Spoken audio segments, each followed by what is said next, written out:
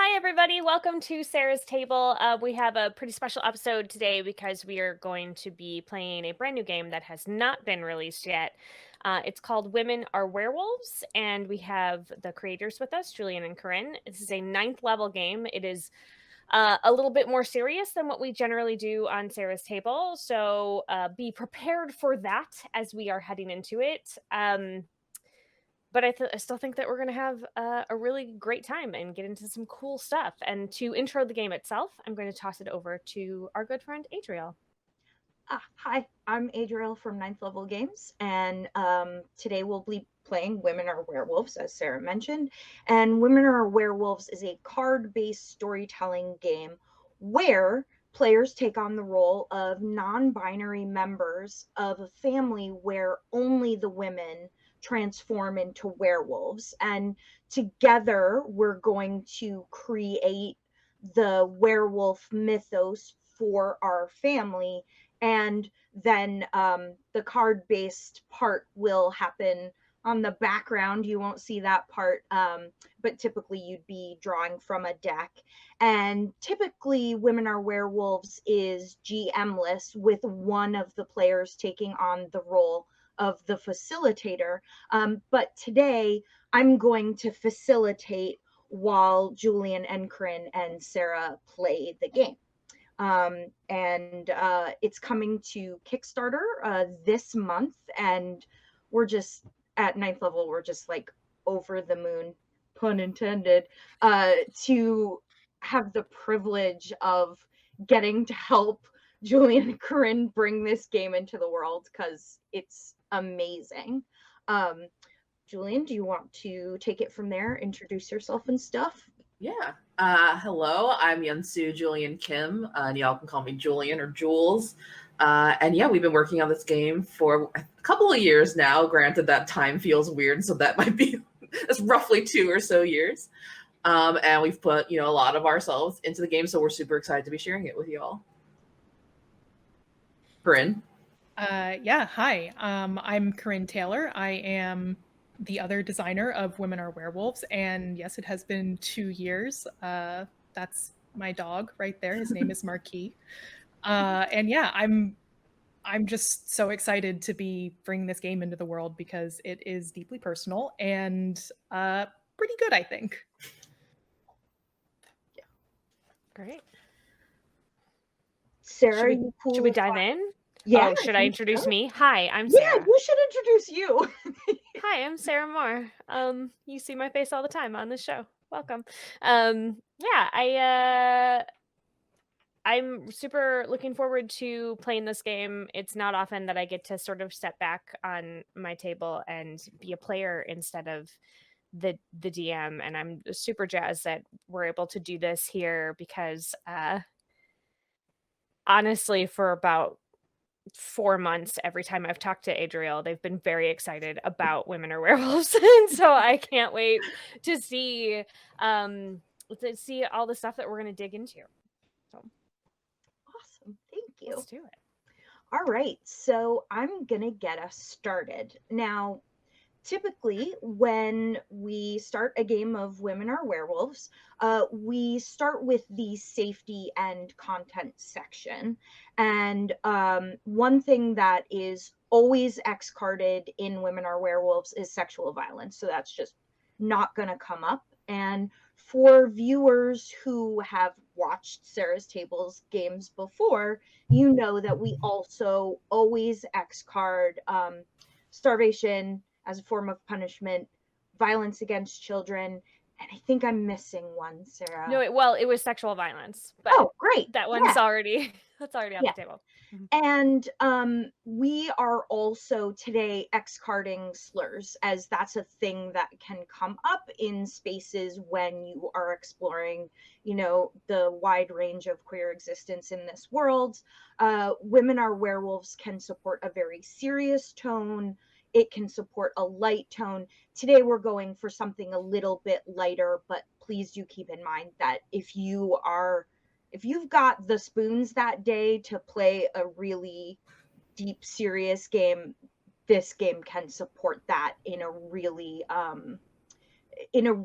like uplifting way. Like it feels like a very safe place to explore things that are uncomfortable in the real world. Did I get that right, Corinne and Julian? Yeah, Yeah. I'd say so. Yeah. Awesome.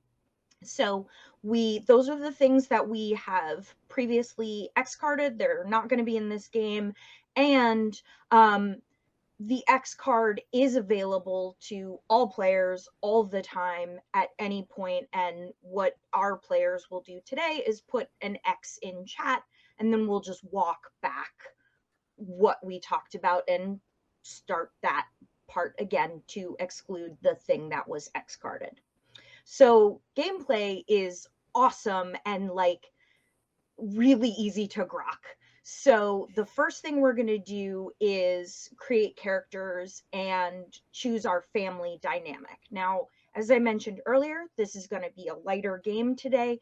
So we're going with the family dynamic of our family is well-meaning, but can be intentionally hurtful. And so some examples of that type of behavior are learning about gender from questionable sources, not doing the small things you asked for, like call you by a different name or use the correct pronouns, or leading into not using the correct pronouns, accidentally misgendering you. So stuff that can be harmful, but this family is not doing that on purpose.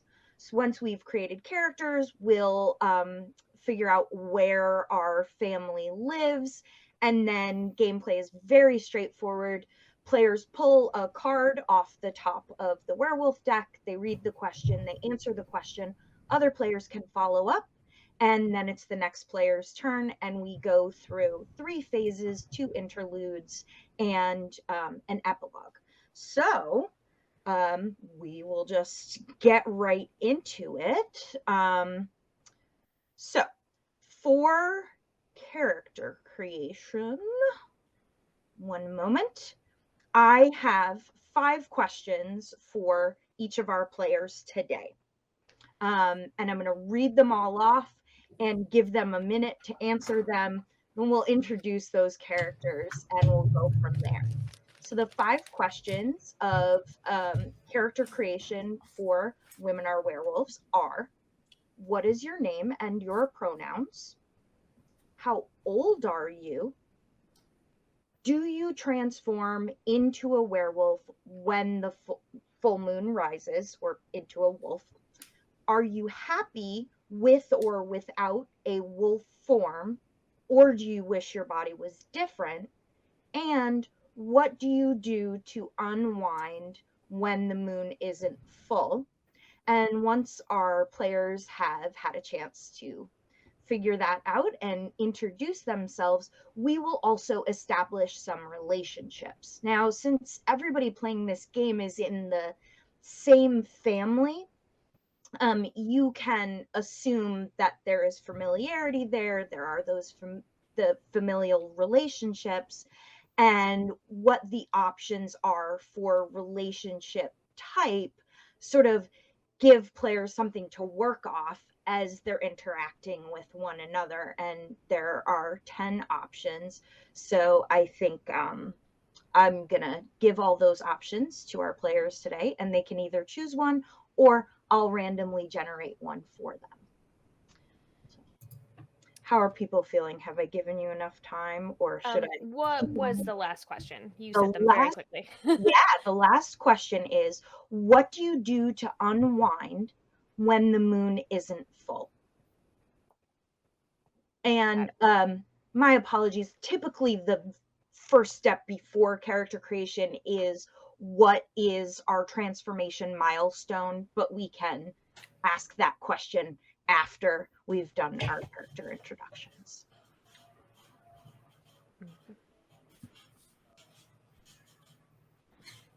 So we at Ninth Level are super excited about also designing the card backs for Women Are Werewolves, because one of the great things about werewolf mythology is that the moon is deeply involved. So we've been thinking about different ways we're going to incorporate phases of the moon to make it easier when you get your game to be like, oh, this is the werewolf deck.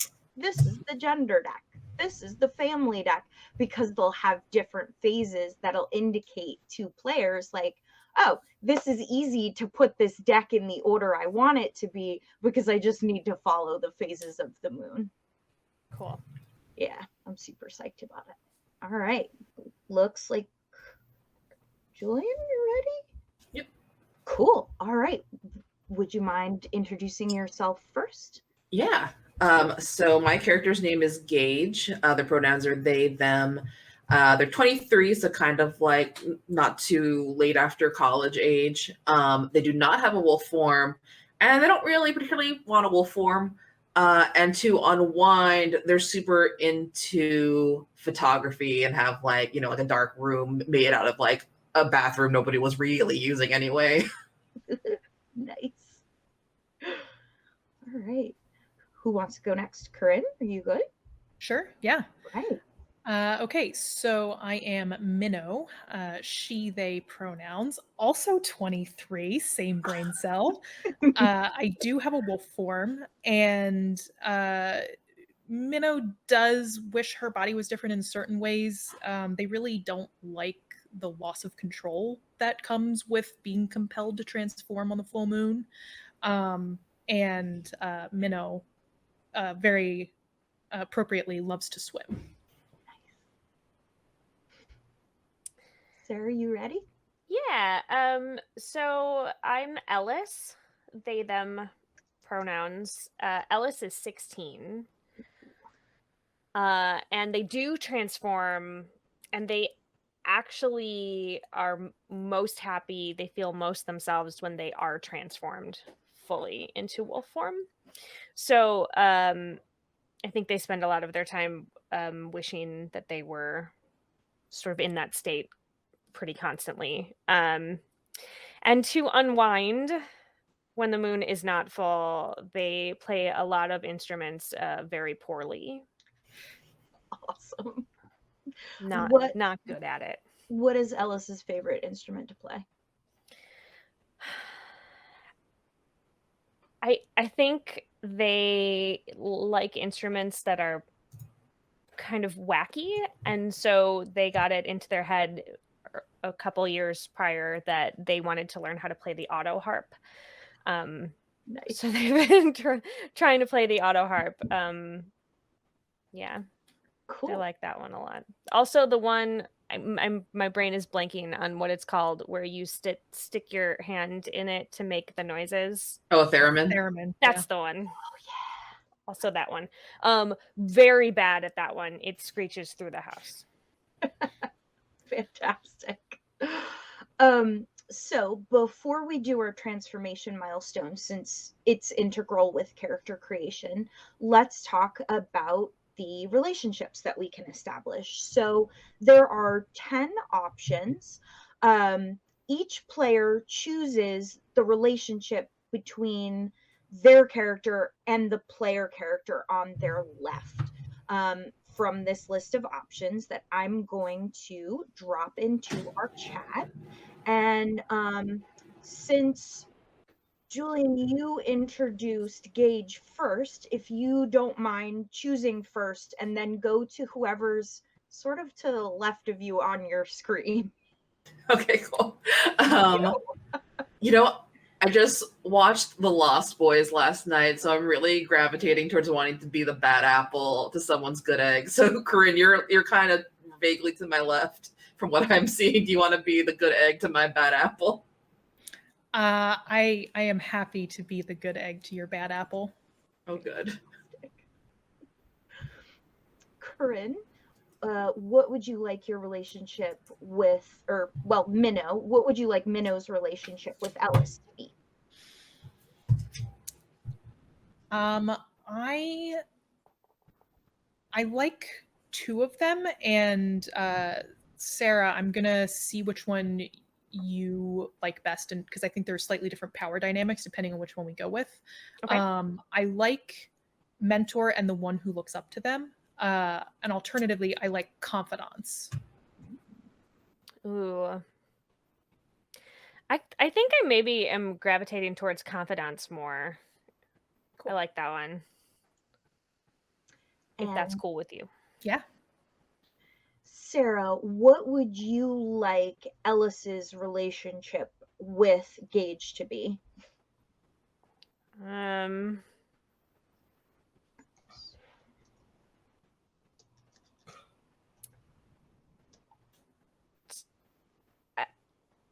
I think the grudge holder and the one who knows what they did. Oh yeah. Yes.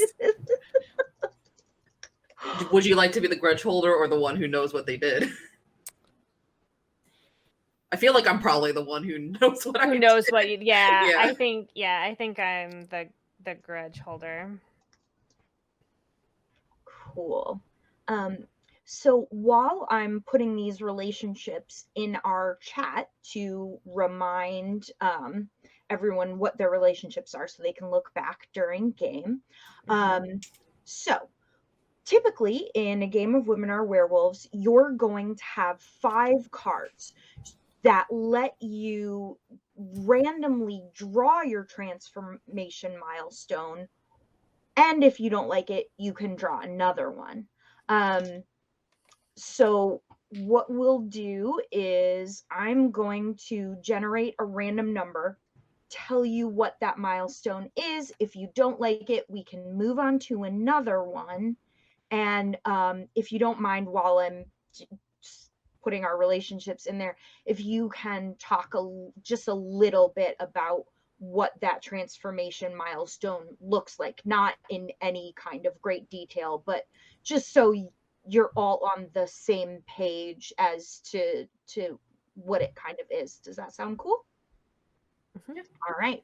So the random number I got was 1. And the transformation milestone on card 1 is from birth. Ooh. Ooh, I'm excited because we've never actually had this one before, I don't think. Yeah, not on anything that we've played in. Cool. Okay. Yeah, so I guess, I mean, is it kind of like a coin flip as to like, if you are like when you are literally born, you are in wolf form or like human form, or is it kind of like, oh, it could be either, or is it generally one or the other, you think? Or I mean, I think it would depend on when in the month you're born, right? Oh yeah, so if like your parents in wolf form, then Yeah, you're like gonna come out, yeah. Like, yeah, if you're born on the full moon, is it always in this game? Is it always transforming on the full moon, right? Generally, yes. It's a good starting assumption. Okay. Well, yeah. So if you were born and you're gonna transform, it would and during the full moon, then yeah, you'd be a pup. Puppy. Can I say that our family considers that to be an especially like auspicious thing? Yeah. That's really interesting. So were any of the 3 of us born on the full moon? I don't have a wolf form, so I wonder whether, I'm curious also about like, okay, if you don't have a wolf form but you are born during a full moon, is that also considered lucky, or is that kind of just like, eh? Are you twins? You're the same age.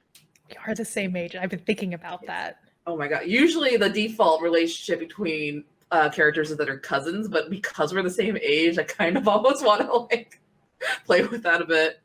Yeah, I mean, the default's cousins, but that's not like a hard and fast rule. I think that would be interesting if we were both born on the full moon. Because one of you did not transfer, like one of you was born human then. Yeah. Yeah, let's do it.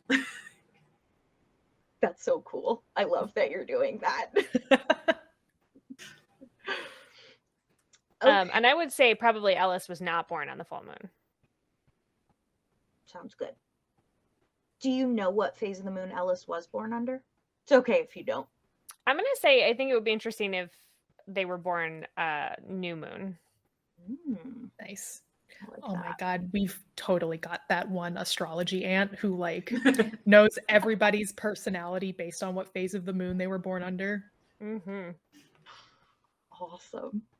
All right, so the last thing we need to do to get really set up to start play is determine what area of the environment our family lives in. And in a typical game, there are 13 options for environment.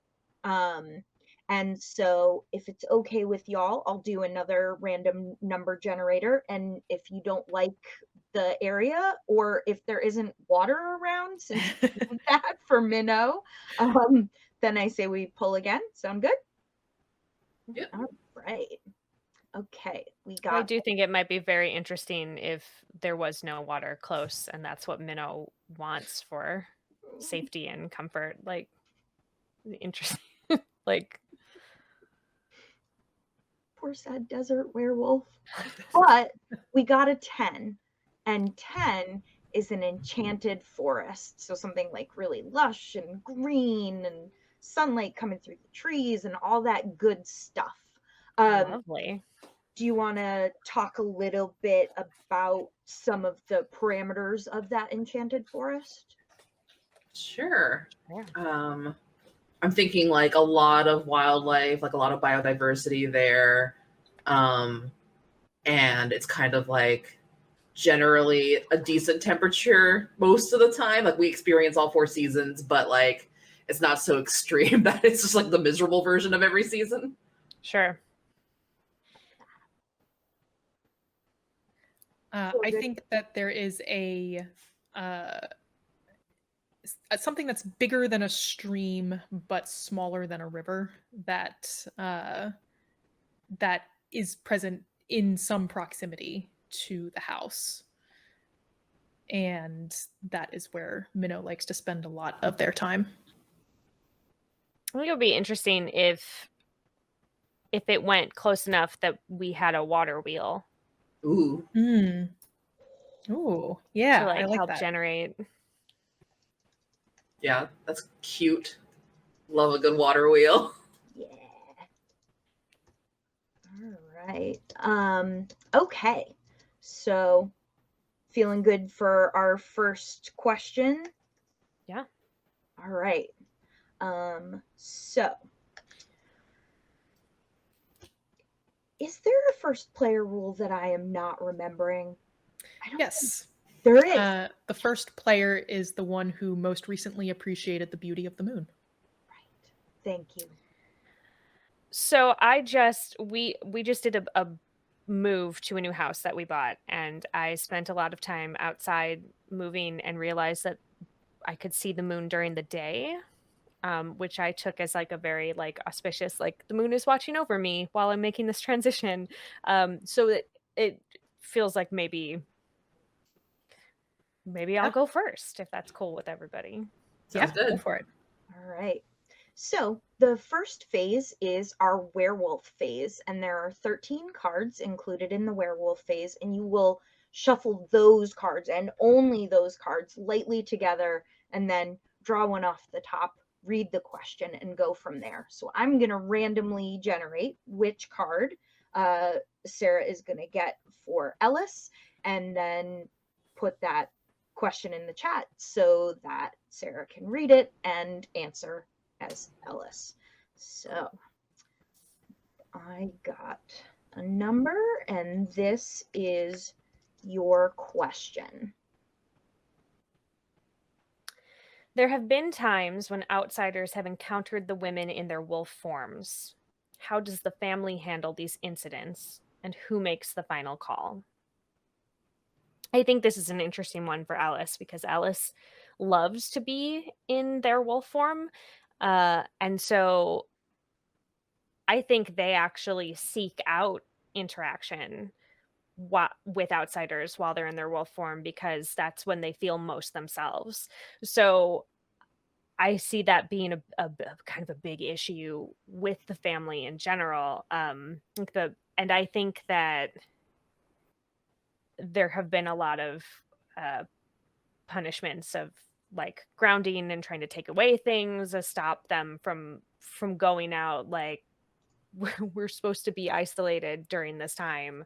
And I think the matriarch, I think our mother makes the final call on what the proper attempting to stop Ellis from just going out all the time.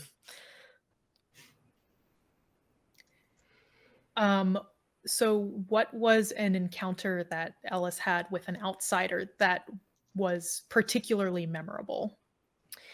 I think especially when Ellis was a child. So I think maybe when they were like 5 or 6, they just have always been kind of slippery. And so they got out of the house after they had transformed and was just playing in just like literally like frolicking around in the forest because they felt so alive and so happy, and they sort of spilled that joyfulness over. They found like a family, and just kind of like went out. The family was having sort of like they were camping maybe, and Alice kind of joined their circle at their campfire, and like spent too much time out, just like out all night, ended up sleeping next to this family and like the family's dog that was out there, and just having like the best time, and came back in the morning and it was a big problem. They were very upset with them. Yeah, mom was that was maybe the first time I think that they got in real trouble for slipping out and interacting with humans.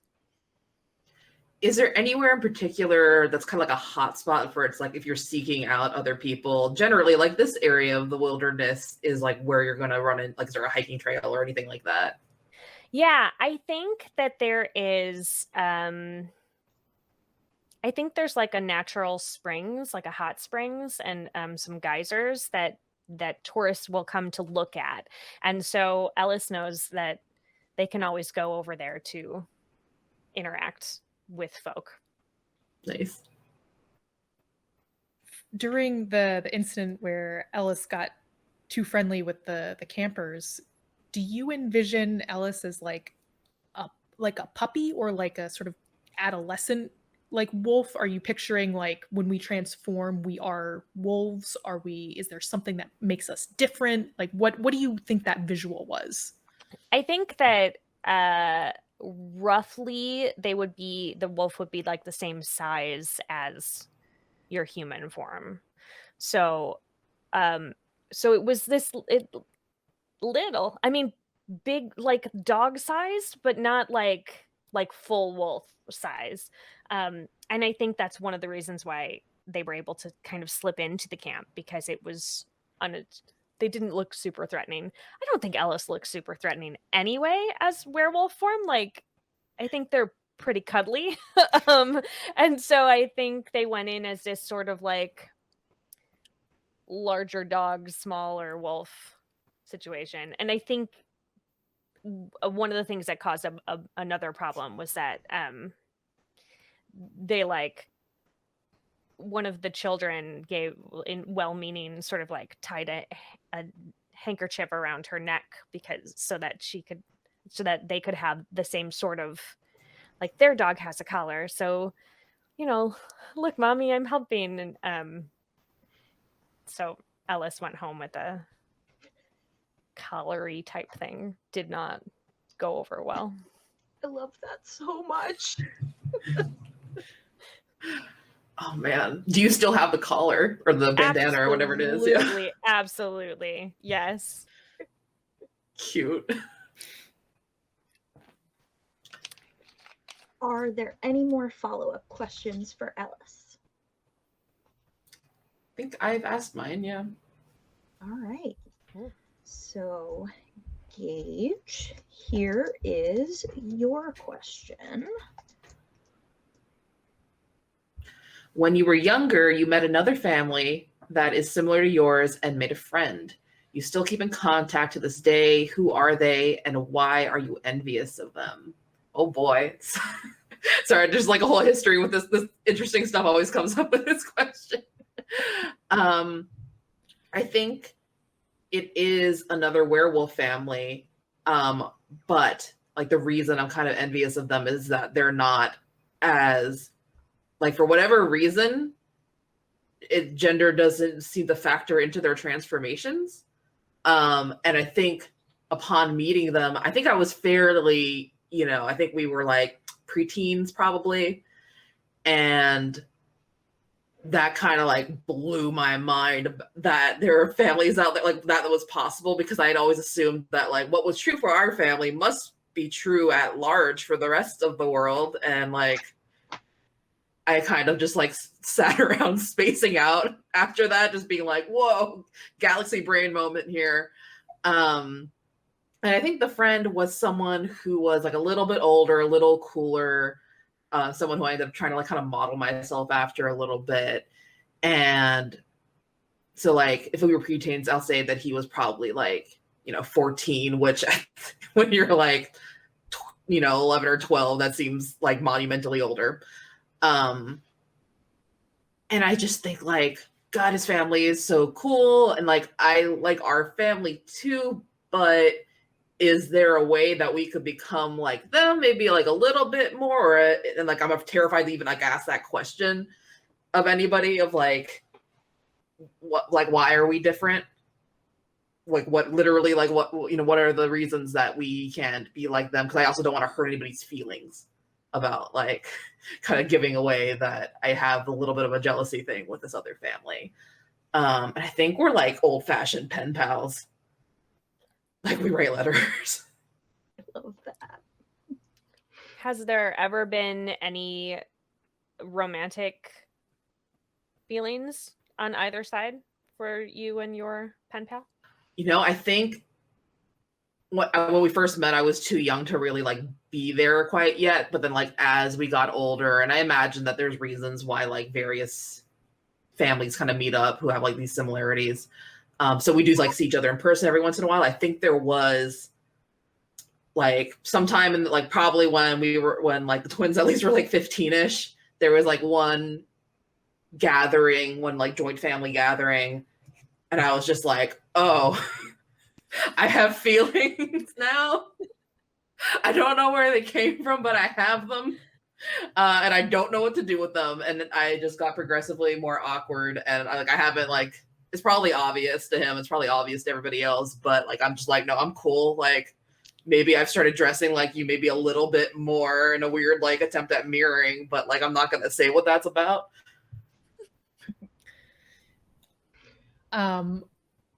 Which of Gage's bad behaviors were influenced by this friend? Oh man. I think like a lot of like sneaking out and stuff. I think originally Gage wasn't so much like, oh, I need to rebel for rebellion's sake, but then suddenly I gotta name this other guy. As I look around at my desk for like random things that could give me a name. Looking at authors over here. Murphy. This kid's name is Murphy. I think he is a little bit of kind of like, I'm gonna be a pain in my folks' ass just like for the sake of, just because like it's amusing a little bit, and also it gives just that sense of freedom just in the act of rebellion.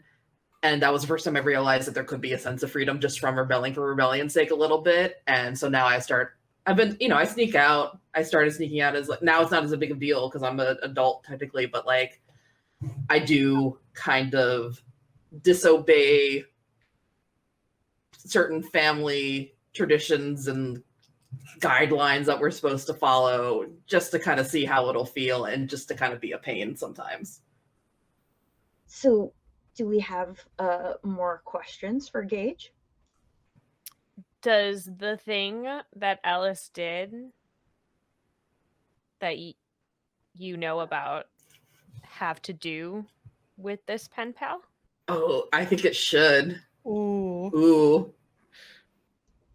I feel, yeah, I think it absolutely should, if you're cool with that. Yeah, absolutely.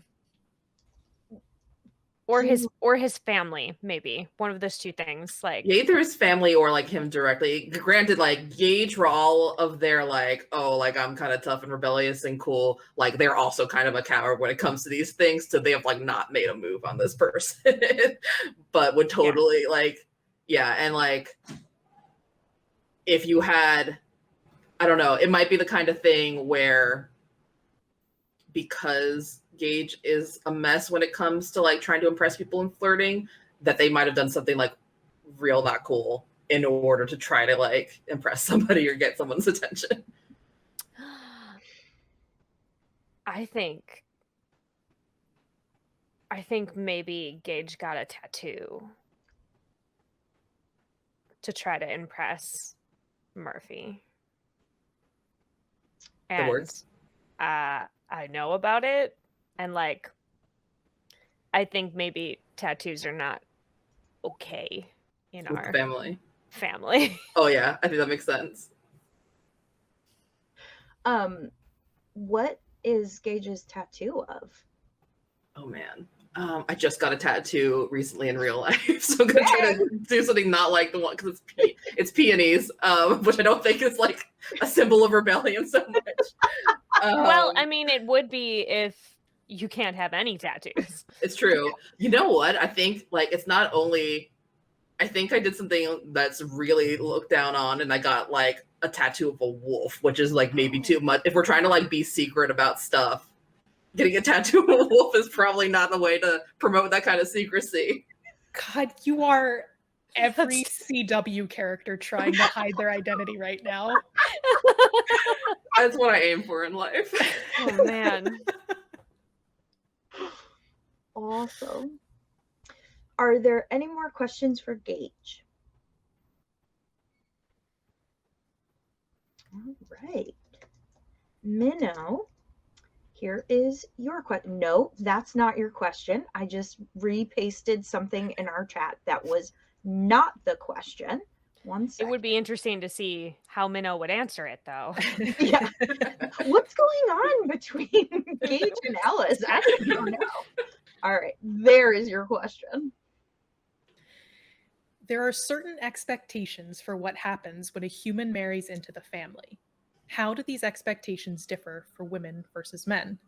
Who most recently married into the family? Okay. So I think that for women of the family, it is okay to find humans to marry into the family. But for the men of the family, you're expected to pick a spouse or a mate from another werewolf family.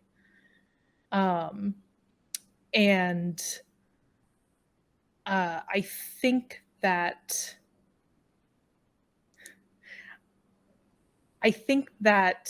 the person who most recently married into the family is that astrology aunt. I think that our family puts a lot of emphasis on, what moon sign you were born under. But this aunt, I'll give her a name.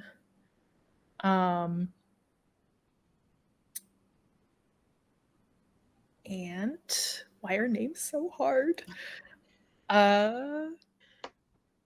Matilda. Aunt Matilda, yeah.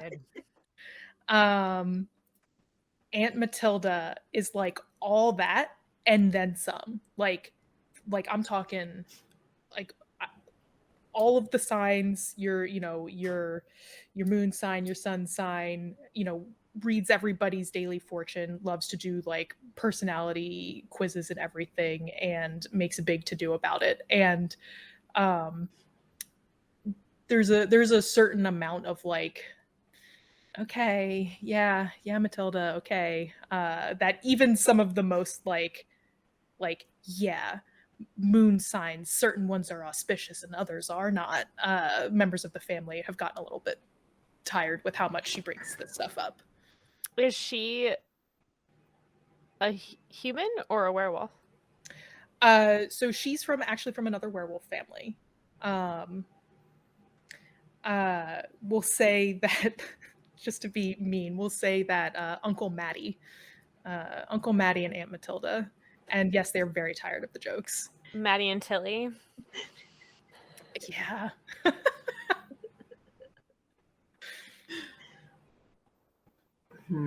Okay. I'm thinking there's like a bunch of potential follow-up questions, so I'm trying to like narrow them down. Do you think that Matilda feels welcome in the family? I think she thinks she's welcome in the family. And I think, like, for the most part, she is. There goes Aunt Matilda, bark again. I think that Aunt Matilda thinks that she is more welcome in the family than she actually is. And that there's a little bit of like humoring her that she doesn't pick up on. Mm. She's a very kind woman, but you have to sit through like just so much astrology talk in order to have a conversation with her. Has Minnow ever had a relationship that has been shut down by the family? Interesting. I'm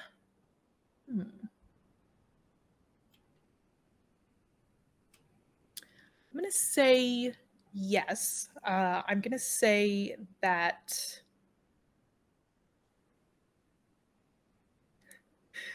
I'm gonna go full CW and say back in high school, there was a boy who was part of the like student paper, so like, you know, aspiring journalist type, and the family was like, you can't date a boy in high school who wants to like find the truth about everything and broadcast it. That's not okay. Like, you know, you need to either be dating nice, sensible, secret-keeping teenagers or nobody at all right now. That's very CW. Yep. I don't think I've ever met a nice, sensible, secret-keeping teenager. Are you still in contact with him? Like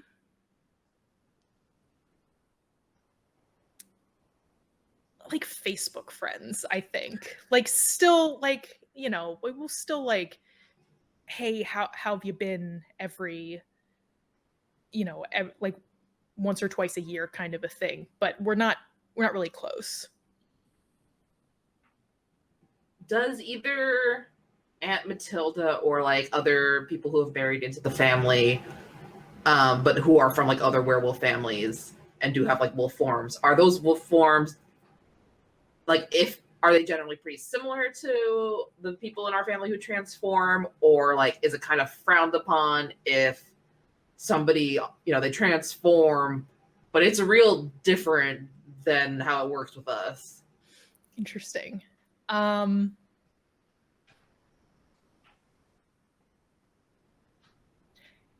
Yeah, I think that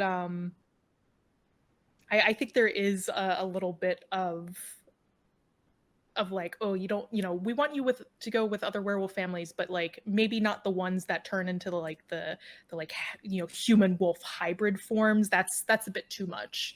So I think Aunt Matilda comes from a werewolf family where werewolves are just like real big, like they're big wolves. And so she very much stands out as just kind of like the biggest wolf running around the enchanted forest on a full moon. Just had like a Princess Mononoke image in my head. Yeah. Ooh, yeah. Aunt Matilda is the big wolf to the little wolves in Princess Mononoke. I cannot remember their names right now, and It's been a while, yeah. Yeah. And then the human wolf hybrids are like the Sackville Bagginses. We don't want to invite over. Yeah, we do not cousins. associate them. Yeah. From that bipedal nonsense.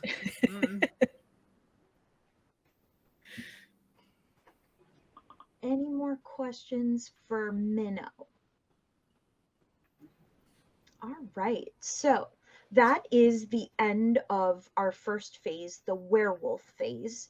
And now what happens is our first interlude. So each of the 3 family dynamic options in Women Are Werewolves have their own set of 3 interlude cards. And the way those work is I will ask the question of the group.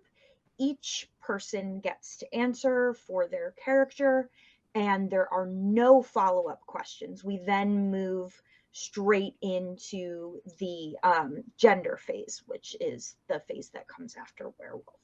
So our interlude question is this. Some of your family members started quoting things about gender identity that they learned from questionable sources. Did you intervene? Yes or no? And what was the cost? Ellis is a hothead teenager.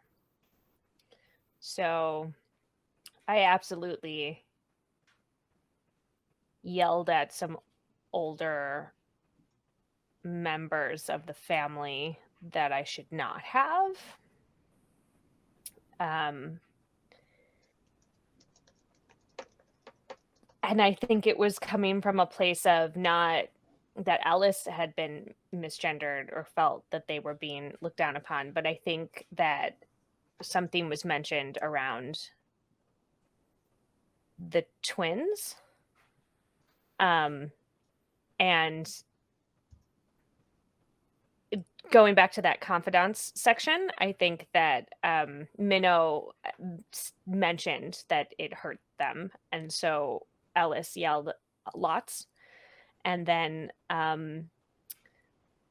got like legit grounded and instruments taken away from her from them for probably like a month. It was bad.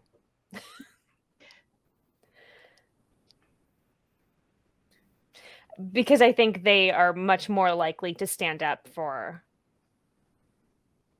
the twins than for themselves. I think for Gage, for the most part, they're very much just like, oh, I'm gonna like laugh at this, then leave the room. I'm gonna like not take it seriously. I'm gonna just like it's gonna just be fodder for like another joke later between the people who are cool. And but I think like once stuff started getting quoted and it was like being taken very seriously by like a group of family members, and like I'm gonna say like one of them was probably our father, who like can be kind of chill, but in this instance was not being chill. And like really buying into like what some other people were saying, that like we've talked to him about that kind of thing, and like how to refer to certain people, and like whether or not things are like a phase or like actual valid identity. And it got frustrating enough that Gage kind of like, this is the moment where like a switch was kind of flipped for them. And like while they are kind of rebellious and whatnot, they're not usually a yelling match kind of person. But this was the time for that. It kind of like ended up being a whole show in like front of other people, which is kind of there was an element of embarrassment there. And then the price they had to pay ultimately was that like their dad shut them down by being like, well, you don't have a wolf form and you're happy not having a wolf form, so like what's the problem then? Like you're not even like what you're claiming to be gender wise. And that was like, I think we haven't really talked a whole lot since then. I think that was ultimately kind of the price. I think that Minnow's strategy has always been a little bit quieter. I think that they're more likely to find like better articles and stuff and just sort of like, send an email or leave them out on the counter or things like that. And I think sort of as a consequence, she isn't quite taken as seriously, I guess, or I guess like isn't seen as somebody who has protested as much against these ideas that are coming in from unreliable sources. And people will talk in front of Minnow without necessarily realizing that, they are there and listening and can hear what people are saying, usually about Gage and occasionally about Ellis as well, especially at larger family gatherings. But at home, in particular, it's usually about Gage. And yeah, I think just Minnow's not the type to push back and get into a shouting match, and so is more likely to kind of quietly leave the room, but after having heard more than they really wanted to.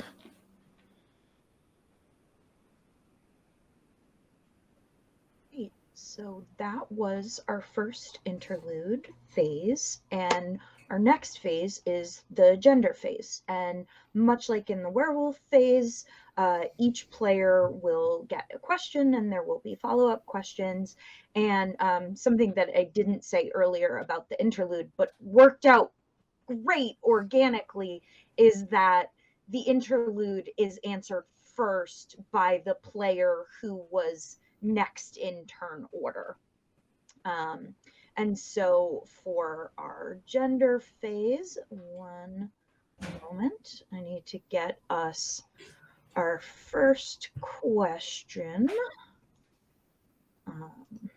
All right, so, and I believe I want to double check this with Julian and Corinne, is the person who answers this question first the next player after the player who answered the interlude first, or does the person who answered the interlude first do the first question of the next phase? I'm trying to remember what we settled on. Yeah, I'm going to say it probably doesn't matter all that much. All right, cool. Well, then I will keep us in the turn order we were in. So this first question goes to Ellis. All right, here is your first gender question. You were gifted a photo album on your last birthday containing pictures of you throughout your life. How do you feel looking at your younger self? What do you think the intention of the gift was? I think Ellis is very conflicted because I think I like looking at pictures of me in wolf form, but there aren't a ton of those in the photo album. And I think I feel really like a disconnect looking at pictures of myself, because I think I always see myself in wolf form. So I think I look at myself in non-transformed, and it's sort of like a disassociation that I have the memories that go along with those photos, but I do not have, like, it doesn't feel correct. And I think that probably it's fairly obvious to the rest of the family, and I think, well-meaning wise, they were trying to sort of show that that part of me is still a part of me, and so they're trying to make me reconcile with it a little bit. I don't know that it landed that way properly, because I think with the raging hormones of teenage years that Ellis is probably just kind of mad and sad and confused all the time. But probably in the future they will feel happy that they have it. Have you? Oh, go on. What did Ellis do with the album? It's under their bed.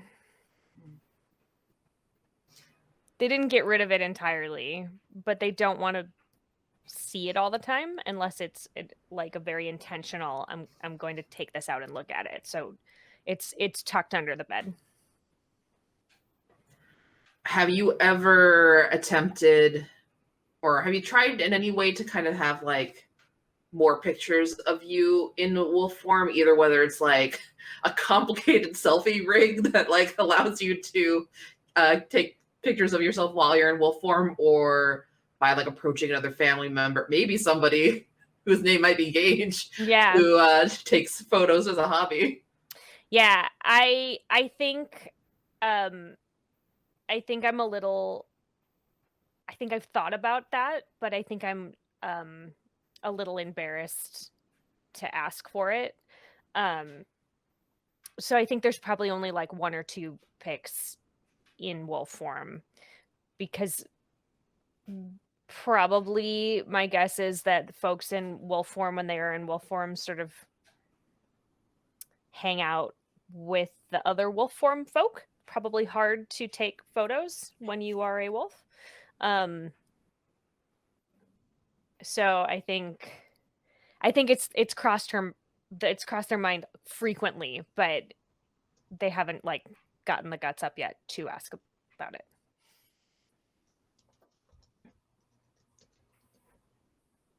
Any more questions for Ellis on this prompt? Can't think of anything. All right. So, Gage, there you go.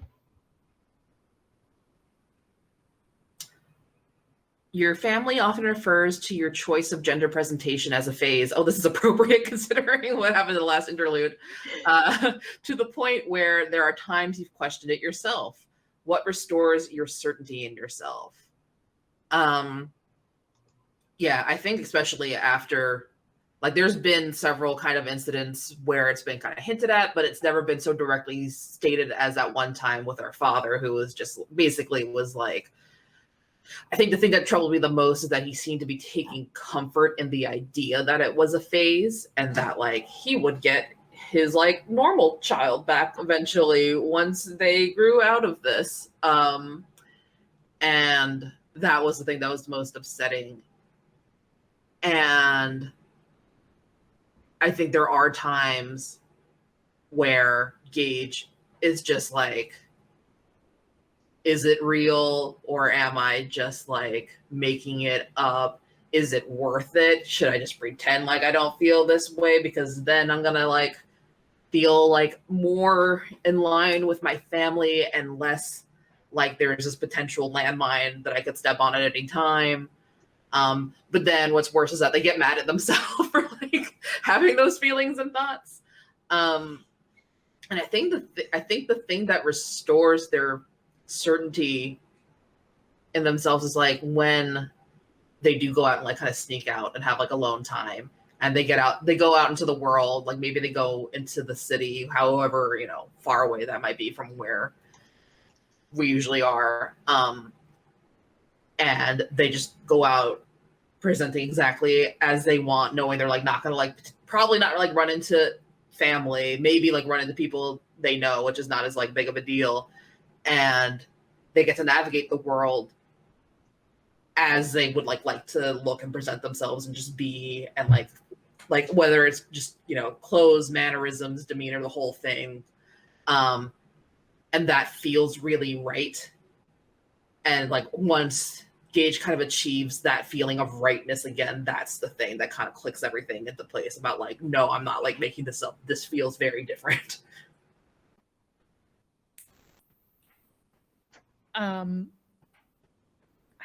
Less of a question, just more of a thing I'd like to put out there. I think that Gage and Minnow probably like keep things for each other, like keep gender appropriate things for one another. I imagine Minnow probably keeps Gage's nail polish in their room, and Gage probably keeps like maybe some more like mask clothing that Minnow likes to wear in their room.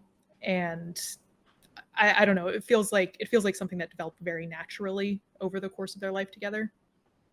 I feel like the left side of my closet is kind of like the shared closet, or like the closet that's kind of become more, probably a lot of things that were gifted to me, but that you ended up liking more.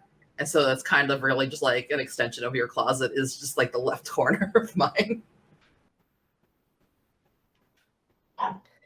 Is there a group of people in the city that know everything about you? I think they're like, I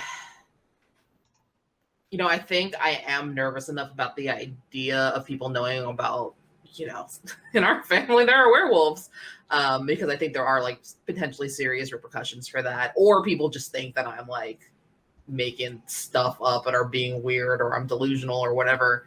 And so there are people out there who get to see me at my most kind of like natural, but they don't know like about our family, and they don't like, when something's bothering me, specifically having to do with like wolf stuff, I like make up some other reason why like something is upsetting me.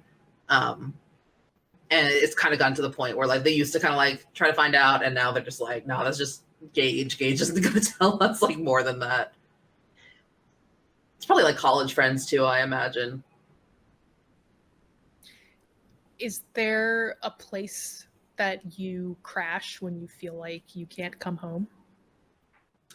Yeah, I think I have like an old college roommate who still lives in the city, and is kind of like, probably has a life I'm a little bit envious of, because I'm gonna say it's just like, somebody who's like super independent and like only sees their family when they want to. I'd say it's also like another non-binary person who is like living the dream out there, like is a part of a community that they like feel welcome and accepted into.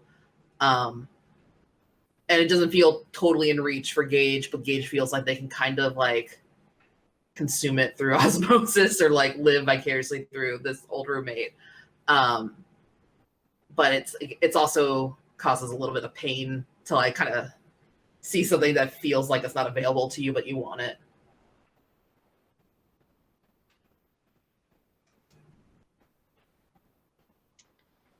Any more questions for Gage? Okay. Minnow, here is your question. Someone in your family has praised you for a gendered trait or behavior your whole life. Do you still accept this praise, or have you rejected it? So I think that this probably ties into the born on a full moon kind of thing. I think that it's a fortunate thing to be born under the full moon, and the way that the family takes this a lot, or at least the way that it ends up feeling, is that you're expected to be this like picture of womanhood according to what the family thinks. So I think Minnow has very long hair, and this is not, it doesn't feel like it's her choice to have very long hair. I think that they'd love to cut it shorter and experiment, but the older members of the family are always commenting on how pretty her hair is, and I think also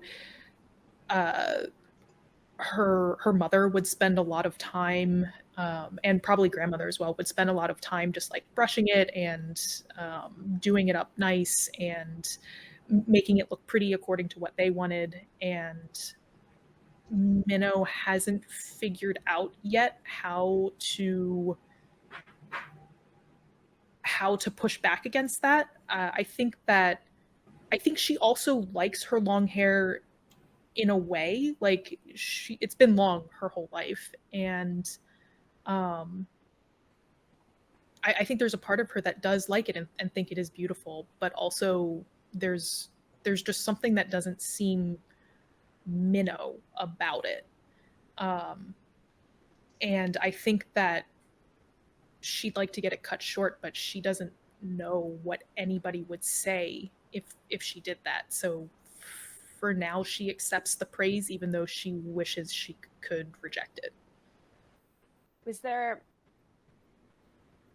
like a family ritual on full moons that has to do with long hair and transforming or something, that because you were born on a full moon, that like you're in charge of leading?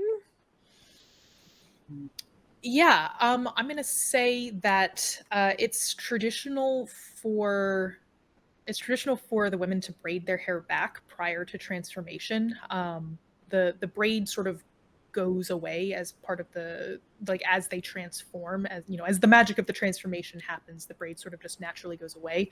But when they come out of the transformation, sometimes they might still be out in the woods, and it's just easier to get back, you know, through the woods in the early dawn light when you don't have wild hair flying around your face or getting caught in branches or things like that. And I think that I think it's not like a spoken rule, but sort of an unspoken one, that the woman who most recently was born under the full moon is the one who is supposed to like be in charge of like braiding everybody's hair back. And previously that was Minnow's grandmother, and Minnow's grandmother taught Minnow, and now Minnow is in charge of doing that for everybody. Sorry, go on. Sorry, I was gonna. What does Minnow like doing it? Well, I think Minnow's very good at braiding at this point. So there's a certain amount of like I'm proud of this skill I have. And it also is just a nice way to be close to people and like feel that connection. I think they wish that they felt like they didn't have to do it though. And right now it does. Has Minnow, or for that matter, like anyone, done anything kind of transgressive with their hair? Like, has Minnow ever like dyed her hair or done anything of like that nature, kind of, even if it was like like the spray kind that's temporary? Like, is that considered a transgression? I think yes, but like more so because it's unexpected to come from Minnow. It's like it's not the expectation for Minnow to do anything rebellious in that way. But I am positive that Gage has talked Minnow at some point in the past into doing something wild with her hair, and there wasn't punishment so much as like just a lot of like wistful sighs coming from like the women of the family at the next full moon gathering, and it was just so uncomfortable to feel that like layer of attention and like disapproving attention, even though people weren't really saying anything beyond like, oh, you've done something with your hair, and oh, did your sibling help you out with that, and that kind of stuff. And it was just very like saying it without saying it kind of thing. Does it transfer in the transformation if you dye your hair? 100%. 100%, yeah. Yes. Excellent. I actually have a question in this set.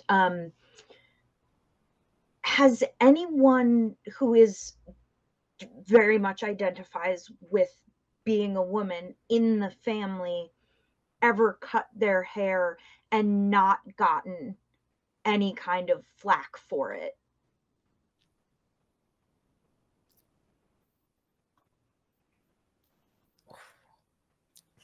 I think that there must have been someone who married into the family who just had that like sort of like power haircut that like cishet women will rock sometimes. And just for fun, we can say it was Aunt Matilda. We can bring Aunt Matilda Yeah. back into the mix. Like Aunt Matilda came into the family with this like you know, we'll say punk rock hairdo and all of her astrology feelings. And I think there was just so much else going on with her that like the hair wasn't even the first thing people were thinking about. Um, Aunt Matilda feels like my favorite drama teacher from high school. Like that's what I'm picturing now with her always. I think there has been subtle pressure on her to grow it out over the years, but I don't think that she's caved. That to me, I bet that means that she has cut it even shorter. Like every time somebody like brought it up, she was like, "Oh, what was that? I just can't hear you over the buzzers." Yeah, she is she's just a few snide comments away from a full buzz cut, and everybody is aware of that threat.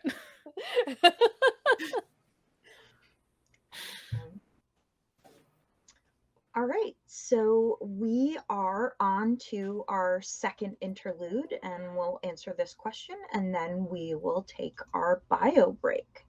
So, interlude 2, I'm going to pop it in the chat so people can read it, and I will read it out loud for the folks at home. You once asked your family for something small but gender conforming. What did they give you instead? And what did it mean to you? And Ellis is next in the round, so go ahead. I think that I asked to not have my room be painted pink anymore.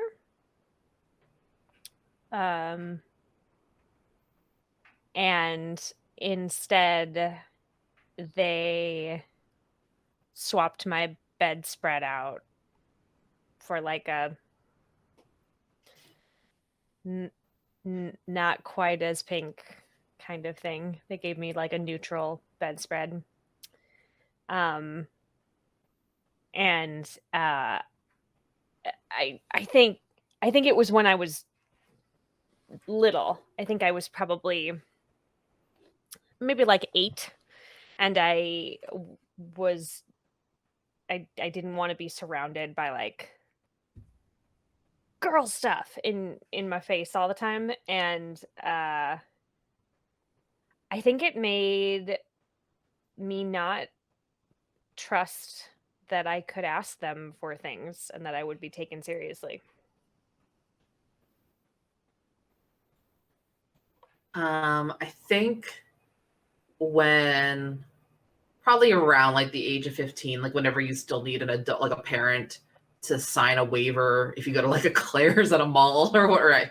To get, or like wherever they do like ear piercings now. I'm sure Claire's, does Claire still exist? I feel like it does, Yes, right? it Okay. does. Yeah. Let's say it was a Claire specifically then.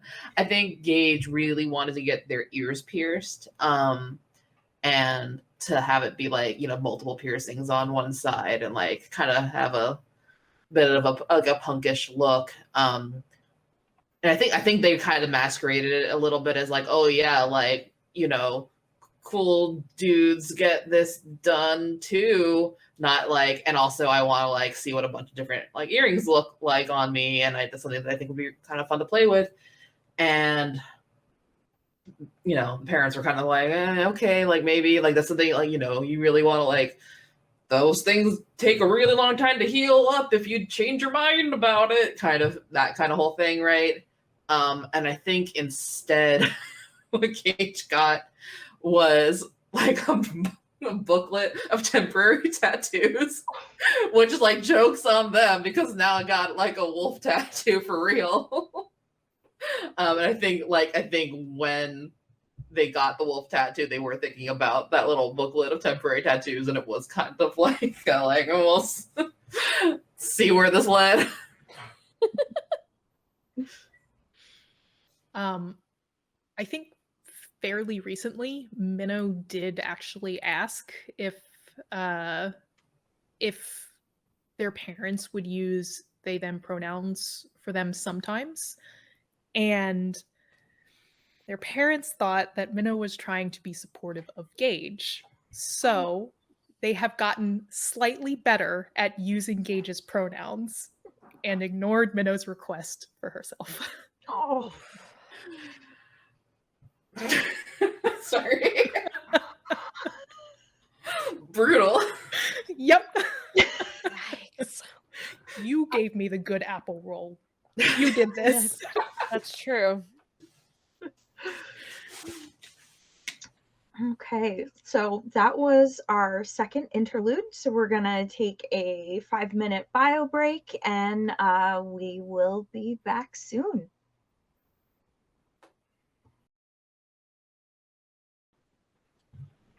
Hi, We're- everybody. Welcome back. We did it. All right. So we finished our second interlude, which means we are in the third phase of the game, which is the family phase.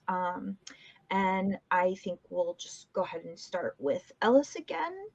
And your question is right there. There is a queer relative you always looked up to who is voluntarily estranged from the family. What was your last interaction with them before they left? How does your family talk about them now? I think that the queer relative is an uncle, and he didn't like how everyone talked to him, and so he lives in the city, and left when I was quite young. I think itty bitty, 3 or 4, like tiny. And so all of the memories that I have of him are like very joyful ones because he was playing with the baby. And I think he still sends something on my birthday every year, and it's something weird and not appropriate as far as what like my mother or father would say, but it's something that like he gets Alice and all of her weird like when they want, like when I started playing instruments, he sent weird instruments from around the world that he found, and always tried to nurture Alice's tangents because they go off on tangents quite a bit in their life. And I think it's hushed up. I think the family is a little embarrassed of him, and so they don't talk about him very often. Have Alice's parents ever tried to hide the gifts from this relative? Yes. But as previously discussed, Alice is quite slippery. So they learned to sort of wait for the mail and make sure that they found it all. I also think that now that Alice has a cell phone, that there's probably a lot of texting going on between her and her uncle. Just sort of, this is what I'm doing, and here's what's happening today, and here's how I'm feeling. Just almost using him as like a, you get it, right? You left because nobody understands you. So they try to pour all that into it. Poor guy. Has Ellis ever gone to like stay with this uncle in the city? And like, what were the circumstances surrounding that? And also, did like who knew back home? Did they know? Yeah. I think Ellis has showed up on his doorstep on more than one occasion. I think they started running away probably when they were about 12, and they would just show up. And now I think there are scheduled, like you can go once every 6 months and you can stay for 2 days, because otherwise you're going to just end up there, and we don't want to keep trying to retrieve you. So you get 2 days every 6 months at the end.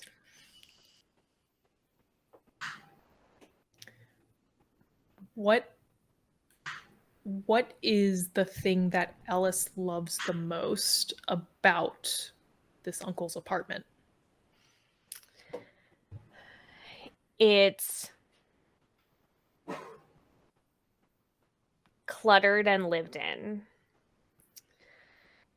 I think mom and dad keep a very clean, regimented house, like a museum. It feels like to Ellis, like they can't touch anything because it'll be in the wrong spot, or it'll have fingerprints on it, or it'll get broken. And I think when we should name him, I think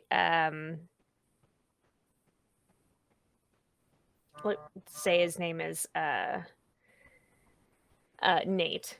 So when they go to visit Uncle Nate, everything in his apartment is fair game, and pick up anything and see how it works. And he's got instruments, and I think he travels a lot, and so he's got weird stuff from all over the world, things that just, took his fancy as he was walking through a market somewhere. And Nate has always encouraged Ellis to, like, ask me anything you want about these. I'll tell you where I was when I got them. Let's talk about it. And sort of makes a really safe space for her creativity and her just like herself to just be in this space. Like,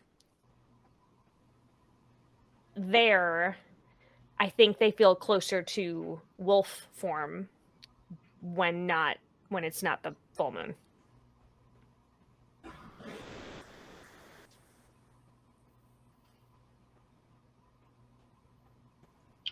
Okay. There are no more questions for Ellis. Gage, here is your next question. When a member of your family achieves something important, they are celebrated by everyone at the next gathering. What achievements of yours have they celebrated? Are they achievements you would have picked for yourself? I think most recently, probably the big thing was college graduation. And I think that felt like a safe one. And I think I was like cool with that for the most part.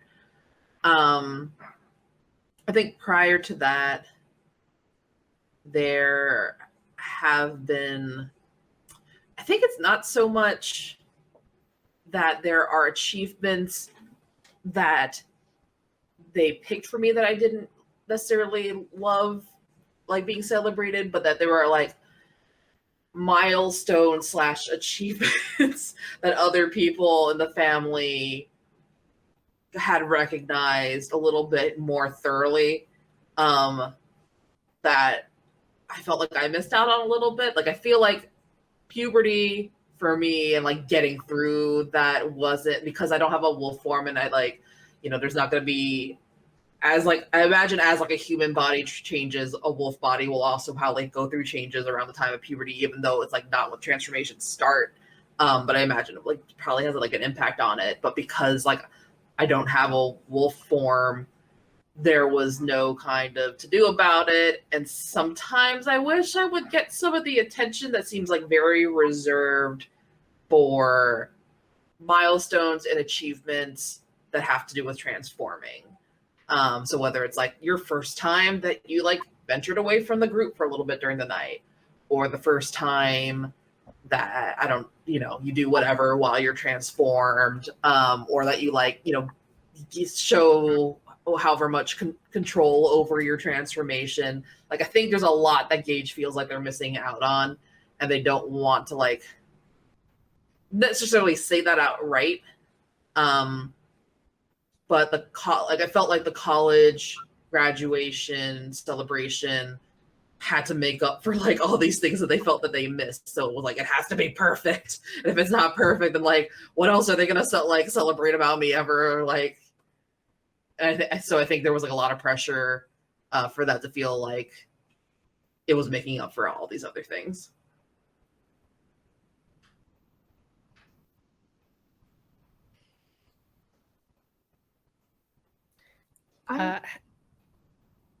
How did that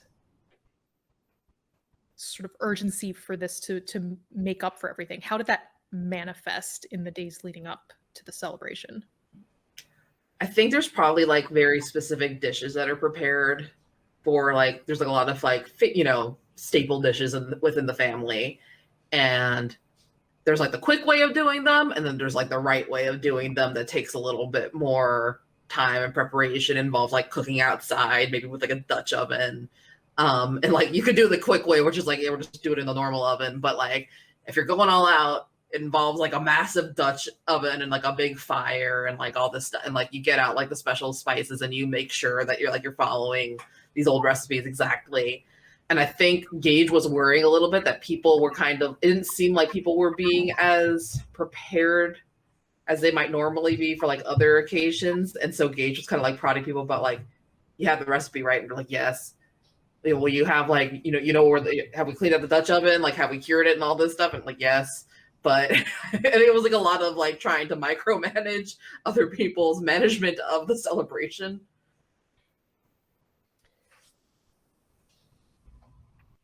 Is there a marked difference on how the rest of the family celebrates the twins' birthdays? Because we have one twin that transforms and one that does not. Is there? And like, if so, how does that make you feel as a person? I think it's especially because we were born on the full moon.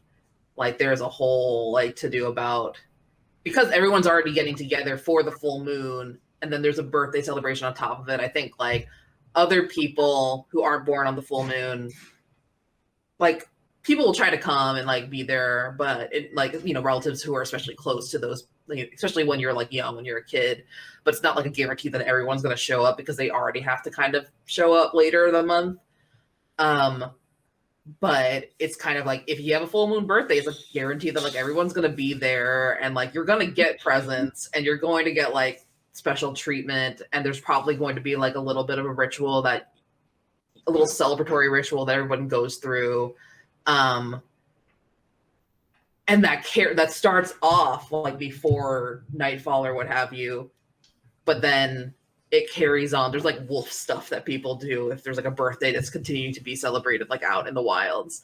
And for people who aren't transforming, it's kind of like, and then it just, it kind of tapers off. Like maybe we'll like sit around and chat, or like you could have another scoop of ice cream or something, but it feels very like anticlimactic in a way. So I think that's something that definitely has been felt on birthdays. I'm curious what Gage studied in college. Ooh, I think it was anthropology. Nice. With a minor in photography. And do you have a job in your field now?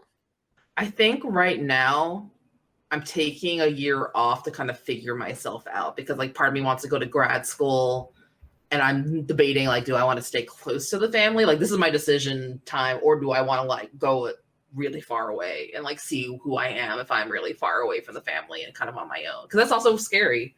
So I like really don't know. But I think right now it is kind of like I hear the clock ticking on like my time for making the decision. How does Gage's relationship with Minnow affect that decision-making process? I think it's actually a little bit selfish, because like instead of being more worried about like, oh, is Minnow gonna be like cool without me around, or like if Minnow decides, I don't know what Minnow's doing like right now life wise, but if it's a matter of like one of us stays and one of us leaves, is that going to be okay for us? I think for Gage, it's mostly like, am I going to be okay without Minnow, instead of like, is Minnow going to be okay without me? I think Gage is fairly confident that Minnow will actually be like okay without them, but they're not so confident about the other way around.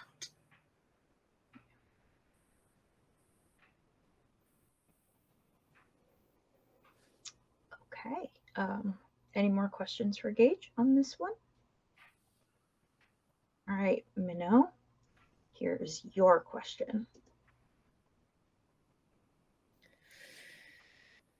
Oh boy. Okay. The last time a member of your family died, you were supposed to receive something of theirs that was special to both of you. However, other members of your family are holding on to the item. What conditions does your family say you must meet in order to receive it?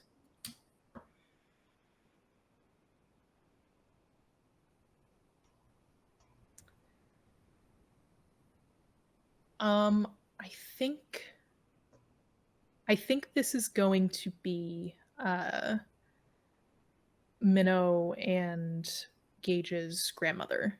I think she passed recently, and I think she left this very like ornate sort of like family heirloom kind of comb that is like traditionally part of the werewolf ceremony, or like the pre-transformation ceremony, the hair braiding. I think that Minnow hasn't really spoken with the family yet about whether she wants to go somewhere else or whether she wants to sort of stay in the area and be a fixture of the family, the family gatherings for the full moon. And I think the family is waiting for Minnow to say, I will stick around, in order to entrust the comb to her. Because they don't see it as just Minnow's, they see it as this tradition that she has to uphold amongst the family. And I think that there's a fear that Minnow's going to just sort of take it and maybe not come back, but not be there every time, or just in some way let that part of the tradition just lapse under her care. Does Minnow want to leave? I don't know if Minnow knows that. I think Minnow knows that Gage wants to go somewhere else, or at least Minnow thinks that Gage wants to go somewhere else. And Minnow kind of feels like that forces her to sort of be the one who stays, and I don't think they're sure about how they feel about that. So I think Minnow's kind of trying to put off a decision for as long as possible. I think Minnow, more than anything, just wants the option without any sort of like pressures or expectations from anybody else. Like, they just want the ability to make the decision that's best for themselves without feeling like they're going to let someone down, whatever they choose.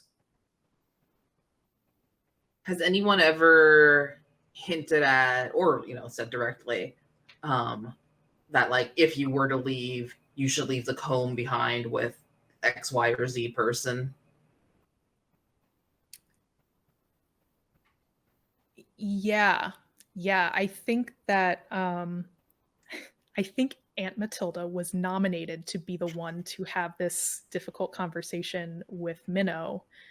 And the thing that the rest of the family do not know is that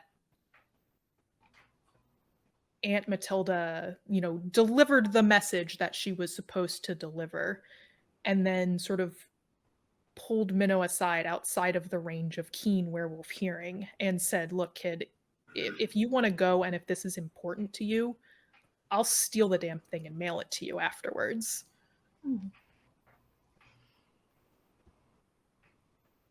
Love Aunt Matilda. Yeah, we love Aunt Matilda. This is a love Aunt Matilda moment. Yeah.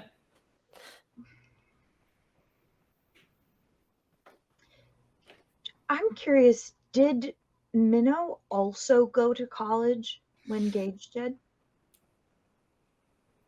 Yeah, but I think Minnow went to the local college, not like not necessarily like community college, but like the one that was just like a short drive away. And I get the impression Gage did say they had friends in the city, so maybe they both kind of stuck around, but I think Minnow would have liked to go further afield just to experience what else there is out there.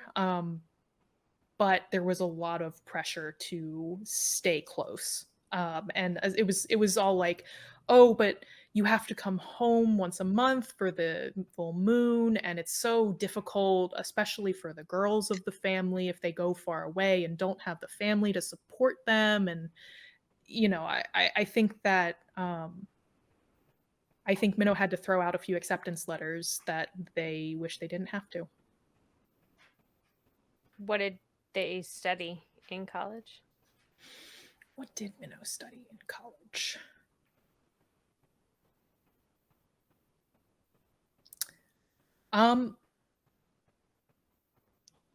I think that I want to go something like really unexpected. I want to say that Minnow actually was a math major, like just a pure math major, not like applied in any sort of way. I think just math, just numbers. Just numbers. All right. So, unless there are other questions for Minnow, on that just numbers note, we are now at the epilogue phase, and much like the interlude phase. Yes, what did I miss? Third interlude. Right. Yeah. Yes. Sorry. Okay. It's new in the latest version. Yeah, we have our third interlude, and we will start with Ellis. Another community invites you to attend their own monthly gathering. It is far away from your family home, so you would not be able to attend both during the same full moon. How do you reconcile your feelings about your options? What do you decide? Ellis is out of there like a shot. Anytime that I can go someplace else to try to where there aren't as many expectations of them. Like, I think this is maybe one of those. I met a girl at summer camp, and her family is werewolves, and they invited me to come over and do a full moon ceremony with them. Like, they go without even a thought about how that might make the rest of the family feel. They're super excited about this opportunity. And I think they're pretty surprised by like how welcoming it feels, because I think our family feels very exclusive. And I think this family felt more inclusive, and it was sort of hard for Ellis the next full moon ceremony at home to sort of feel segmented again. I think Murphy, that was his name. I was like, Kyle. No, that's not right. Who was Kyle? I think Murphy and Gage kind of connect a little bit more strongly at some point in the near future. And Murphy is like, you know, I think they like talk about like some of the issues and stuff, and like how, you know, Gage doesn't want to ever feel like they're abandoning the family. But at the same time, it's like they feel like they need to break away sometimes and like experience other things. They feel like kind of tethered. And so I think Murphy basically is like, well, you know, you can always like come to my family gathering. That's always an option.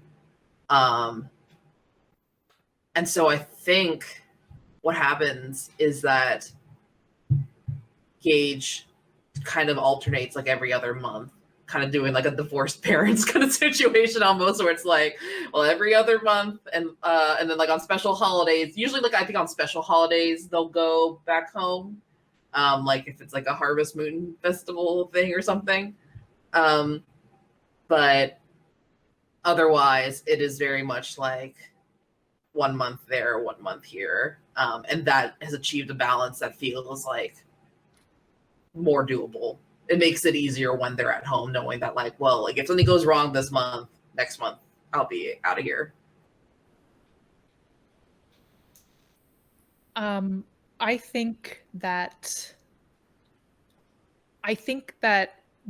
for Minnow, this invitation comes after she does choose to move away, and finds a local werewolf community that they're welcomed into, and that they start spending the majority of their full moons at this new amongst this new community. But they do still go home for like the major werewolf holidays. I guess the blue moon. Minnow always makes sure to go home, and sure enough, there is a package that comes for Minnow eventually with the stolen comb, which Minnow does bring to use whenever they go home, but is very careful to keep it on their person while they're around. Aunt Matilda would totally just steal it again. Yeah. All right. So that was our third interlude, and now we are on to our epilogue. And one of the things I like about this particular family dynamic is that you've just answered a question that I think really like affects what will happen in your epilogue. So the epilogue of each game is: time passes. Whatever family you have chosen for yourself, you now make the rules for the monthly gatherings. How are your gatherings different from the ones you experienced before? And we'll go ahead and start with Ellis. Does it matter how much time has passed? I don't think so, but Julian, Corinne, you should correct me if I'm wrong. It's kind of just however much time you feel is good for you. Yeah. Okay, I think it's been a couple years. Ellis is in her early 20s now and left home completely, and has private moon ceremonies because I think they married a human woman, and will come home on some very, very special occasions if they know that like Minnow and Gage are both going to be there, but otherwise has let her partner in on what happens on the full moon, and sometimes her partner joins her and sometimes lets her have their own space, because Ellis is sort of embracing that part of themselves in a less structured and like restrictive way. I think Gage is now a like once or twice a year back to the family, like the original family gathering kind of person now, but is now in like a very committed triad with Murphy and Kyle. That's who Kyle is. We'll bring in Kyle here.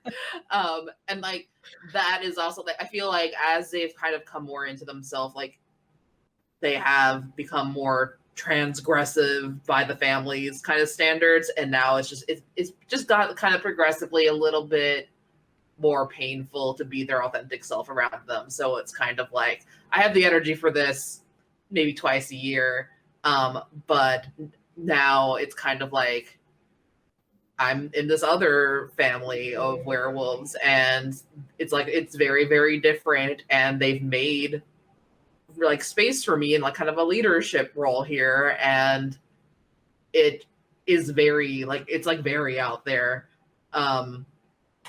Like even I think even Gage is kind of surprised with how much they were comfortable kind of letting go of things that they thought were like it has to be this way because it's always been this way and no one is ever going to be okay with it being this different. So it's like it's much less strict. Like people come and go as they please. It's not like an expectation of like you have to be there every month. It's like, oh, well, like if you can't be here but you want some support, just like call before you FaceTime in if you want to, like for a little bit, or like go off and do your own thing. And there's just like it's very much kind of just like do what you want to, so long as you're not gonna like hurt anybody. It's not like you know, it's not like go out and hunt people. It's not quite that like level of like freedom, but it is very like it's like a hodgepodge of different traditions because everyone's kind of like I think we're now like in a group where it's like everyone's come from somewhere else and brought a little bit of like what they like from their old traditions with them, and that's like a very, very different experience. I think Minnow ended up moving around a lot for a while, maybe like 10 years. Shaved their head at some point, changed their pronouns to be just they, them, masked up their gender presentation a bit, and eventually settled somewhere close to, but not like in Gage's like direct werewolf community so that they can still be within easy visiting distance. And I think similarly will go to the family gatherings when Gage does, so they can support each other and just deals with whatever the family thinks of that, and did end up giving the comb to the next auspicious girl baby that was born, as per the family tradition, as sort of like the there now I truly do not owe you all anything anymore. And I think at Minnow's celebration, before everybody goes out to transform, Minnow always requests that everybody bring just their own ritual to it. It doesn't matter what it is, and then there's no rules about what it is, but bring your own ritual, something that brings you comfort and something that you want to take with you into your werewolf romp. Awesome. Thank you. Yay. So the next part of the game that is not really part of the game is the debrief phase. And this is a really, I think, important phase, especially in this game, because it is optional, but we're going to do it today. It's a great way to process what you've thought about and talked about during gameplay, and to bring some closure to your experience. And all of you out there who end up playing this game, you get to decide how personal you want it to be. And of course, our players today also get to decide that. So our first debrief question, and we will start with Sarah. Share one of the following: a moment in this game that felt particularly close to home, or a prompt that you had to give some extra thought to.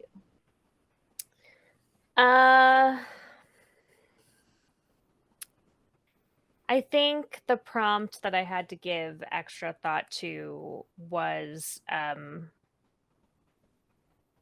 like, what did you ask for that you got something else instead? Because I think I was thinking at it from both angles of like, I have kids myself, and so sometimes they ask for things. Often they ask for things. People ask for stuff, but it's sort of hard to tease out like what is it that they're actually asking for, and is it actually that they want to, that the example I gave, like, do they want to change the color of their room, or are they asking to be viewed in a different way? And I think as people with your loved ones, that you stumble sometimes when you're trying to find that, and so I think I had to shift my thinking of being the asker instead of the one who's trying to sort of puzzle out, because I think sometimes when you're asking for things, you don't even know exactly what you're asking for. So that one was harder for me than I think that some of the other ones were. I think for me, the one I had to give extra thought to was the one about celebrated achievements, because I was like, okay, what's an achievement that would potentially feel bad to have celebrated, or like what's something, and so I ended up flipping it to like, well, what's something that I wish I could experience being celebrated that I don't have. And it was just interesting to think about, because it was like a scramble in my brain to be like, well, like what don't I have that I wish that I did? And I think it ended up like making sense to me. But like initially trying to like grasp for it, I was like, ooh, that's a tricky one. So for me, the one that hit particularly close to home was the being praised for a gendered trait or behavior one.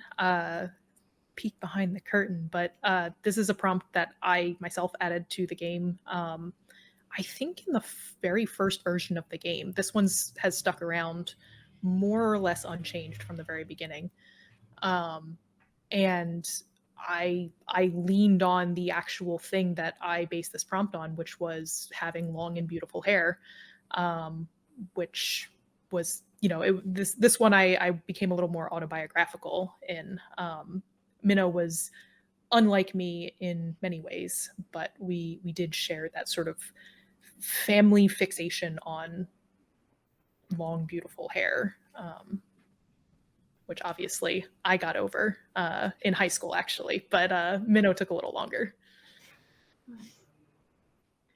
Right. So our next debrief question is, what is a piece of advice that your character would give you, and what is a piece of advice that you would give your character? And I'm going to switch it up a little, and let's start with Corinne this time. So Corinne's advice for Minnow is that it's okay to ask for something until you are heard, to not just let things go when you're not heard the first time. What is Minnow's advice for Corinne? I think Minnow's advice for Corinne is see the world a bit more. There's a lot out there. Nice. Julian? I think Gage's advice for Julian is that like it's okay to make compromises if it's going to make your experience more comfortable and like give it some longevity before you like absolutely burn out, basically. That like it is okay for the decisions that you make to not be like black or white, like it's 100% this way or 100% that way. And that like it's something that can be modified and changed throughout time. Like you're not generally in life like stuck with like every little decision you make ends up being 100% permanent, changing everything forever. Like you're allowed to make modifications. I think my advice for Gage would be to like probably process your emotions more regularly instead of like having it like come to a head and then it's a crisis situation. To like, I don't know, take up journaling or something. So I feel like that would be a useful self-care tool. Also maybe like don't get a tattoo out of just like spite and rebellion. Although I like to think the werewolf tattoo is like pretty cool. Sarah. I think Alice's advice would be just because something has always been this way, it doesn't mean it always has to be this way. And I think that my advice to Alice is that lashing out at everyone is not terribly helpful. And that there are people in your circle who want to help you if you will let them. Nice. So our third debrief question of 4 is, and this is optional, so we'll just, whoever wants to go first or at all, if you don't mind, just like start talking or raise your hand. And this question is, if you'd like, share a little bit about your own experience with gender and or gendered traditions.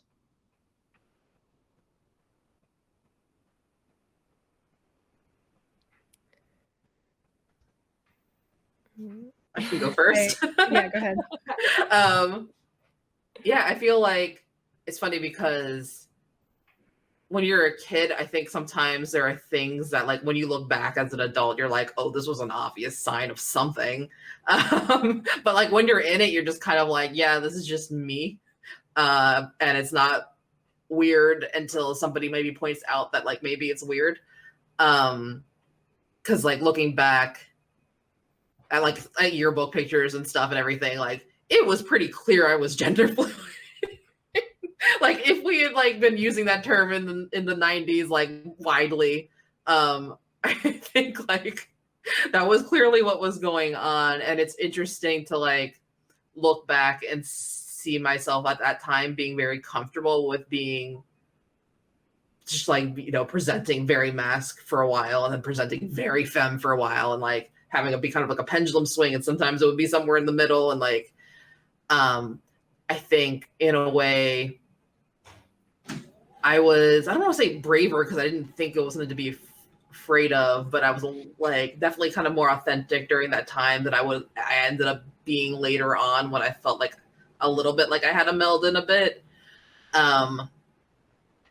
So it is like when we're playing games where we're looking back at different kind of milestones within characters' lives and like how they kind of acclimated. It's funny because like with Gage's arc, it was kind of like progressively become more the person that you want to be. Which it was different for me because I felt like early on I kind of nailed it, and then I got a little bit iffy about stuff, and then like kind of came back around. Thank you. Anybody else want to share? And totally okay if you don't. Yeah, I can. I'll say this, that I actually have experience being the auspicious girl child in the family. My grandmother had 4 sons and always wanted a girl. And then her first grandchild, my older cousin, was a boy. And then I came along, and there is a reason that I came out to my family as a lesbian, which I no longer identify as, when I was 14. But it took me until I was 28 to come out as non-binary, because that pressure of being like the celebrated first girl of the family was something that really stuck with me for a very long time. Thank you. Sarah, yay, Nick. I had sort of a when I was little, up through like junior high, honestly, I was like very, very, very long hair, and everything I owned was pink, and it was all very gendered. And I don't know that all of that was my choice. I think maybe some of it started that way a little bit, but then it sort of just like came into like, this is who I'm supposed to be. And then so in that way, then I swung against that in a lot, where I just like refused to wear pink at all. I cut my hair pretty short, and then for a while it felt like I was rejecting all things feminine, and I wouldn't say that I necessarily presented in a mask way at all, but I think it was more just like rejecting the very sort of stereotypical feminine stuff. Actually, until I had like my own kids, I like didn't want anything that was pink or floofy and like now I will literally cover myself in rainbow and glitters. And it sort of took it took having my own kids and sort of seeing like that I could embrace the parts of femininity that were empowering to me and that I liked, but that I still feel like I carry a lot of masculine traits as well. And like that it didn't have to be one or the other, but that I can sort of live comfortably in. I identify as she, her, as feminine, but I feel like I carry a lot of sort of the more masculine traits that I'm more comfortable with being open about that and not rejecting one or the other. So sort of where I'm at. Thanks. And this is my favorite question, and I encourage people to use this question in your RPG times at home, because I think it's just a super useful way, even if you're not playing a heavy game, to transition from game headspace to back in real life headspace. And this will be our last question. Please share something from your real life that you are looking forward to in the coming week. And if it's cool with you, we will start with Julian. Tomorrow I'm going to like an actual movie theater that takes like, it's Alamo Draft House, and they take like COVID safety very seriously, which I love. But we're going to go see not a light movie. We're going to go see a Clockwork Orange screening. But like there's gonna be food and stuff, so that's fun. Nice. Corinne? Well, Adriel, you already know about these plans. I do. On Sunday, we and some others are going to make Chris O'Neill watch Yuri on Ice, which he somehow has not seen yet, despite the degree to which this man loves the Olympics and ice skating. So I am so excited to show that to him and watch it just with friends and eat good food and hang out. Yay. I just bought a house. It's my partner and I never thought we would be able to afford to buy a house, and so we literally just finished moving everything over last night. um so we're fully in it, and so this whole week I get to like pick out paint colors and like set up all of my spaces, and it's surreal, but like I'm so excited about being able to really own my space, both literally but also like figuratively, of being able to like make the changes around me that I know will help me feel comfortable and my family feel comfortable. So that's what I'm doing this week. Awesome. Nice. What about you, Adriel? Well, I am super looking forward to watching Yuri on Ice with Corinne and Chris on Sunday. I think it's going to be awesome. And tomorrow, for a friend's birthday, I'm going to see my first ever live wrestling event. And I am super excited because, like, I love the pageantry of wrestling, and I'm just curious to see, like, will that excitement carry over and increase when I'm seeing it live, or will I be my typical, like, Nat self, just being like, oh, but I could be reading a book or I could be doing this other thing. But I'm super excited because, you know, it is that first experience, and because it's for my friend's birthday, and she doesn't really like her birthday, but she loves wrestling. So I'm excited to do a thing that she is really like into, as a sort of alternative to like a traditional like birthday cake or whatever. And while I'm talking, we're going to go around and tell everybody where they can find us on the internet. I'm Adriel Wilson, part of Ninth Level Games. You can find me on Twitter at ReindeerB.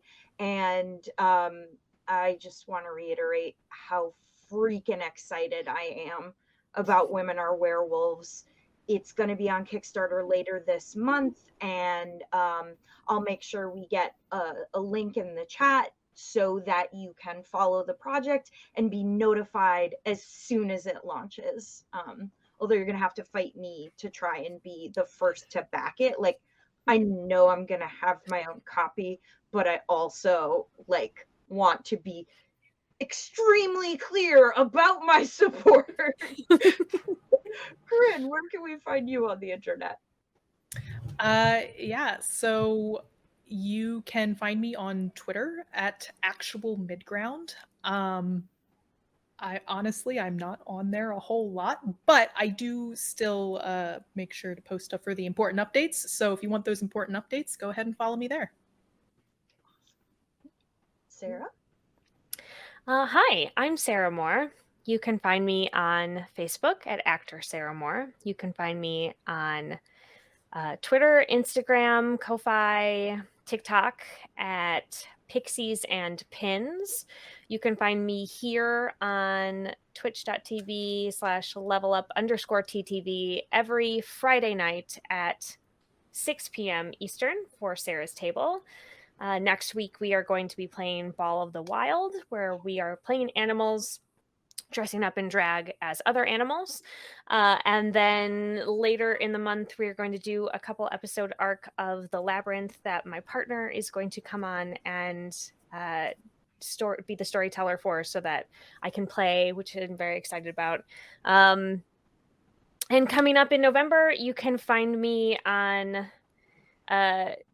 Gilding Lights Twitch channel, DMing Actoroki Series 2, which is World of Chaldea, Peter Atkinson's passion project. We're going to be doing an 18-week session. So it'll be D&D 5e, and it'll be wild. So you should all come and check that out. Julian?